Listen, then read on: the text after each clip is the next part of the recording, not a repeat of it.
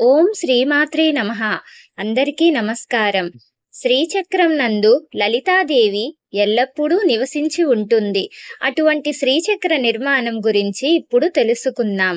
శ్రీచక్రముతో ఈ సకల చరాచర జగత్తునకు నామరూపములకు పదార్థములకు సమన్వయం కలుగుచున్నది. పరాశక్తికి శ్రీచక్రానికి ఏమాత్రం భేదం లేదు. శ్రీదేవియే శ్రీచక్రము. శ్రీమాత, శ్రీవిద్య, శ్రీచక్రములు వేరువేరు కాదని, ఈ మూడు ఒకటి అని, పరబ్రహ్మ స్వరూపమని శ్రీ లలితా సహస్రనామ స్తోత్రము మనకి తెలియచేస్తుంది. ఈ శ్రీచక్ర నిర్మాణము బిందువు త్రికోణము, అష్టకోణ చక్రము, అంతర్దసారము, బహిర్దసారము, దశ త్రికోణ చక్రము, చతుర్దసారము, అష్టదళ పద్మము, షోడశ దళ పద్మము, భూపురము అను 9 ఆవరణములతో కూడినదే ఈ శ్రీచక్రము.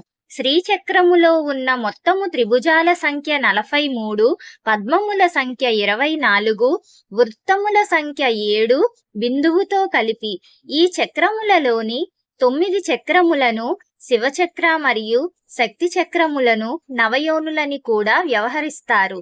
త్రికోణ, అష్టకోణ, దశకోణ ద్వయము, చతుర్దశ కోణములు, 5 శక్తి కోణములు, బిందువు, అష్టదళము, షోడశ దళము, చతుర్రస్రము అను 4 శివచక్రాలు.